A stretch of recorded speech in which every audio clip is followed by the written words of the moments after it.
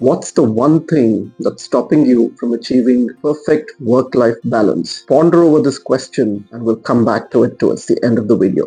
Let's get started with the top 10 things you can do to improve your work-life balance. Coming in at number 10 is learn to say no. You can't take on everything. You have to learn to say no. If you were to take on everything that you are asked to, your quality of work will suffer due to constant switching and not enough focus. If you look at the graph between productivity and number of tasks, you can probably keep productivity up there with a slight increase in the number of tasks. But at a certain point, productivity starts to decline. And with that decline in productivity, your frustration will also increase. So if there's one thing you can do to get started on your journey towards better work-life balance, start saying no. Coming in at number 9 is actively manage your time. If you do not actively manage your time, others will do it for you. You may not even know how much time you've spent in a day on your work. We all have limited time, max of 24 hours in a day. Sleep and other repeated things take up a good chunk of it. And if you allow the others to take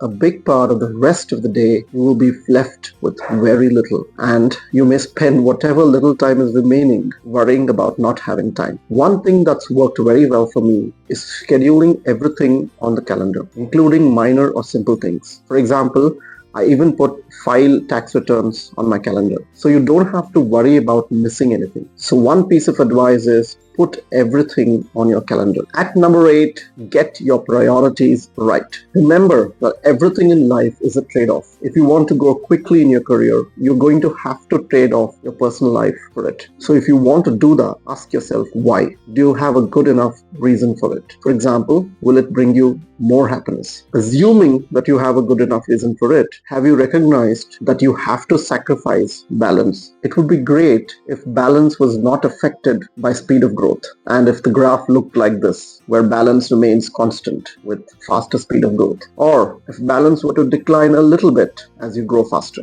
However, balance declines much faster with increasing speed of growth, and that's a reality that you have to accept. And if you make a decision to go very fast and work excessively, it's a choice that you have made. So stop complaining about it. And that brings us nicely to point number 7, which is stop complaining. Work-life balance is your responsibility, not your company's, not your manager's, but yours. No one is going to make work-life balance happen for you. You have to take the lead in doing it. In fact, if you don't take the responsibility to communicate, everyone else is going to make it worse for you, which is our next thing on the list. Number 6 is communicate. Many times your family, your team, your company, or your boss, or whoever it is, will understand if you tell them, if you communicate clearly to them that your work-life balance is being affected, or what else you can be doing to make it better. Be honest and tell them clearly. Stop thinking that they have to guess that your work-life balance is not good and they have to take an active part in improving it. Unless you tell them, it's never going to change. Remember that everyone else is busy, they have their own issues, so it's your responsibility to make sure that they understand and not the other way around. At number 5 is stop worrying excessively. Very often we worry excessively even about small things. Think about what's the worst case if you make a mistake or get something wrong. Is it a life or death situation? In most cases, it certainly is not. For example, even if you were to lose a job because of a mistake you made, is it such a big deal? So why are you worried excessively about things which makes your work-life balance worse? So the next time you start to worry about something at work that's going wrong,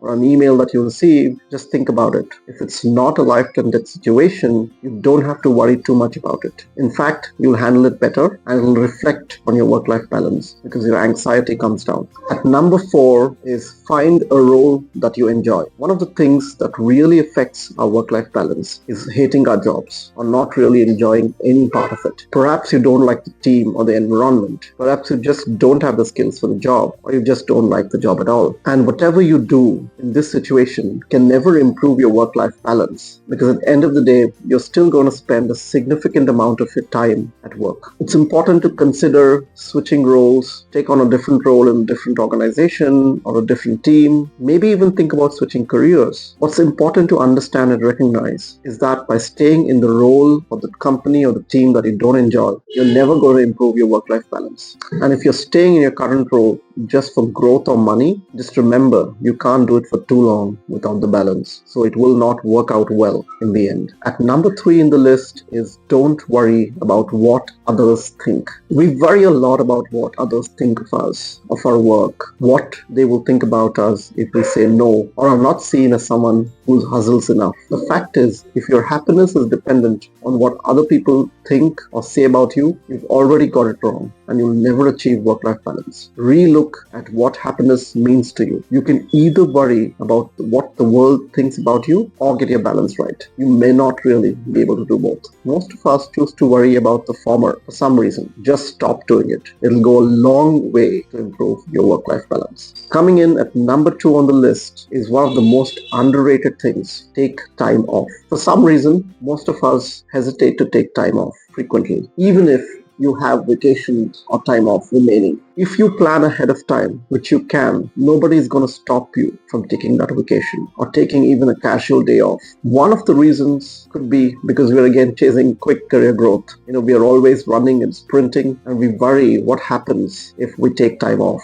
and we lose the momentum. Actually, on the contrary, if you are a leader or if you want to grow into leadership positions, you should be able to take time off by delegating to other people, and your team and other people in your company and organization should be able to hold fort for you while you're away. If you're not able to do that, you're already losing the work-life balance game. So forcing yourself to take time off actually even helps your growth in some way. You become a better leader. Taking a break and taking time off is very underrated, but it contributes significantly to improving our work-life balance. Before we get to the number 1 thing that you can do to improve your work-life balance, let's get back to the question that we posed at the beginning of the video. What is the one thing that is stopping you from achieving work-life balance? And the answer is not actively working on it. Many of us believe that work-life balance will happen automatically, that it's something that can be achieved while we are passive about it. You have to actively work and plan to enable work-life balance. It's just like anything else in life, whether growth in your career or happiness or anything else. Achieving work-life balance needs active thinking and active planning to make it happen. And now, the number 1 thing that you can do to improve your work-life balance is achieve financial freedom.